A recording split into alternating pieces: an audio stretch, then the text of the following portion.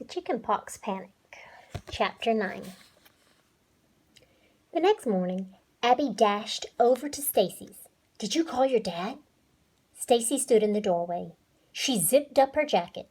"I chickened out." "Oh," said Abby. She wished Stacy wasn't so nervous about it. They rode their bikes to the store. It was time to buy the birthday stuff. Abby couldn't make up her mind. Should she buy blue balloons or red ones?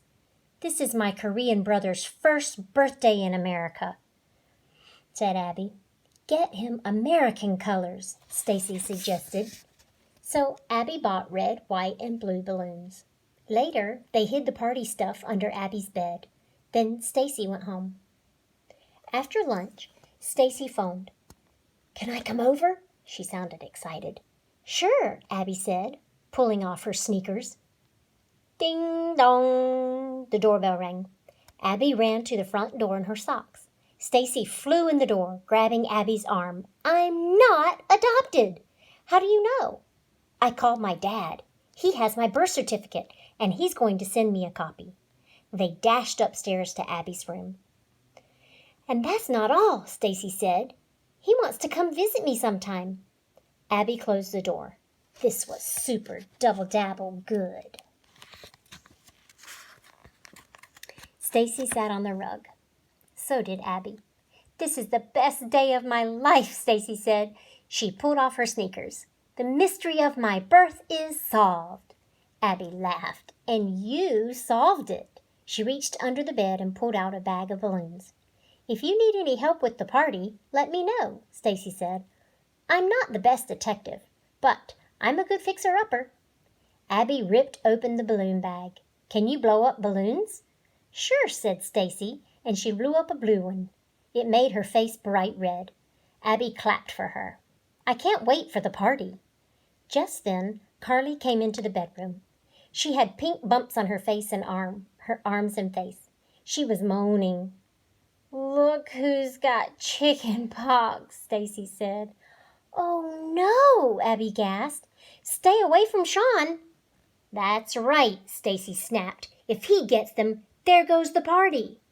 Abby jumped up and led Carly off to her own room.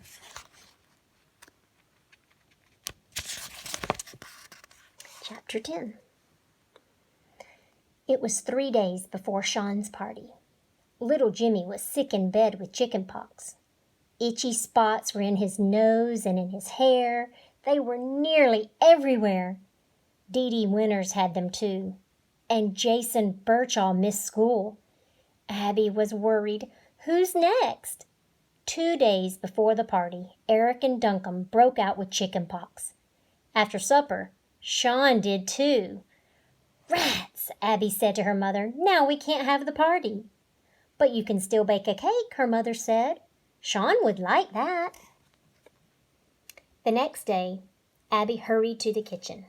She got out mixing bowls, eggs, and flour, baking powder, sugar, chocolate squares, and canned frosting. She posted the pattern of South Korea on the refrigerator with a clown magnet. Next, she tiptoed to the boys' room. They were sound asleep. Good. Back in the kitchen, she followed her mother's recipe. When she measured the flour and the sugar, some of it flew onto the floor. When she mixed the batter, it spilled too. What a mess! At last she slid the cake pans into the oven and waited. When the timer rang, Abby used the hot pads. The oven was very hot. So were the cake pans. She placed them on the counter to cool. Then Abby heard footsteps. She turned around. There was Jimmy, making flour footprints on the floor. Snow White was behind him, licking up the spilled sugar. Abby stared at her little brother. "What are you doing up?" "Thirsty," Jimmy moaned. Abby poured a glass of water. "Here," she said, holding the glass out to him. "Now go back to bed."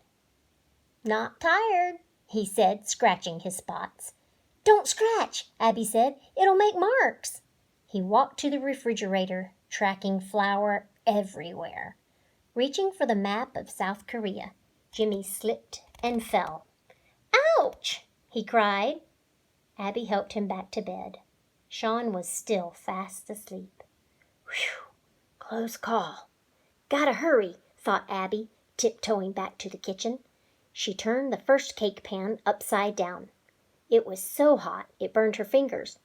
The cake came out in a crumbling mess on the plate. Oh no, what's wrong? She thought. Then she remembered Stacy, the fixer-upper. Abby called her best friend on the phone. She came right over. I want it to look like South Korea, Abby said, pointing to the map. Sean's birthday is tomorrow. Stacy grabbed the drawing off their fridge. So this is the secret you are keeping from me. Please help me, Stacy, Abby whispered.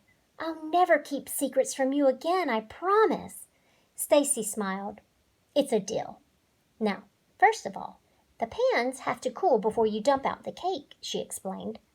But I think I can fix your mess. Abby watched as Stacy worked. Bit by bit, she pieced the cake together with canned frosting. But the cake had ugly bumps and ridges in it. It looked more like the Grand Canyon than South Korea. Soon, the second cake pan was cool enough. Stacy turned it over. But the cake was stuck. Stacy groaned. Why didn't you butter and flour the pan first? I thought I did. Stacy tried one more time to get the cake out of the pan, but it fell out in pieces.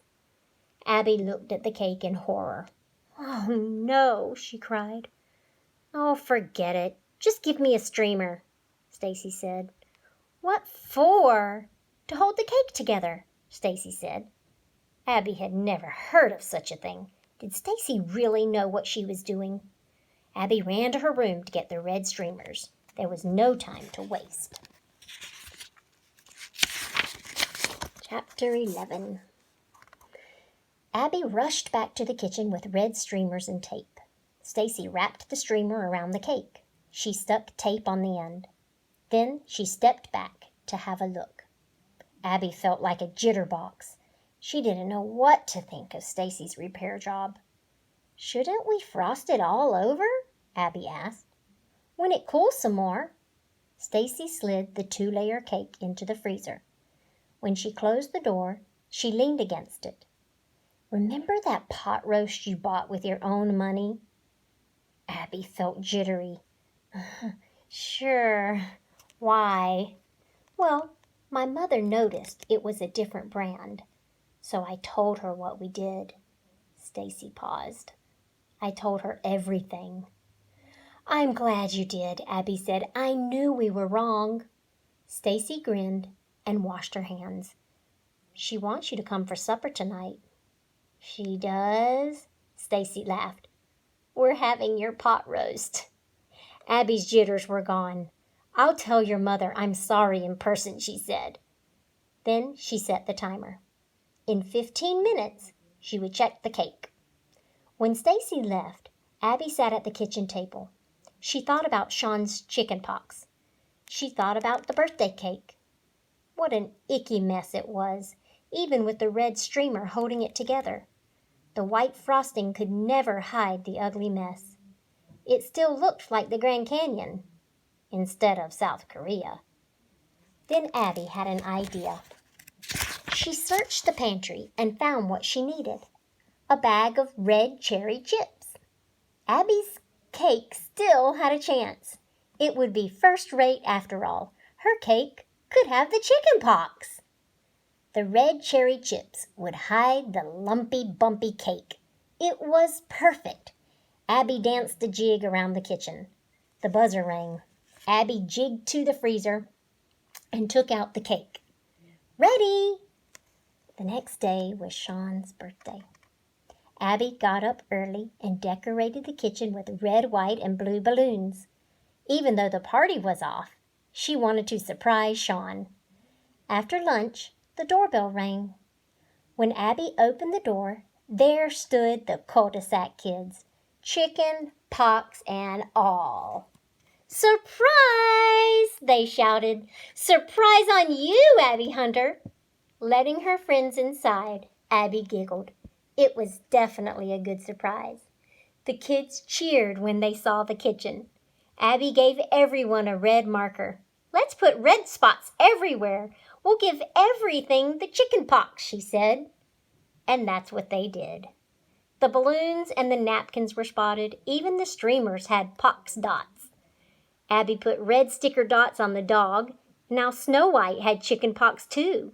She barked and ran around in circles. Abby's mother invited everyone to sit down. Then Sean peeked around the corner in his pajamas. He grinned at his spotty friends. "Surprise!" they shouted. "Happy birthday!" Abby pulled out a chair for her brother. It was at the head of the table. Then she carried in the lumpy, bumpy cake with white frosting and red cherry chip chicken pox spots.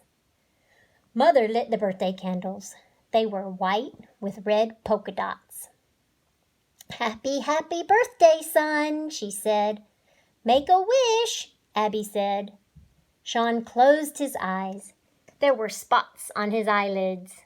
Then Sean blew out 10 candles on the first try. Everyone cheered. Abby wanted to dance. It was a super itchy-gitchy Saturday, so the party was short, but it didn't matter. The cul-de-sac kids said it was the best pox party ever. The Chicken Pox Panic by Beverly Lewis.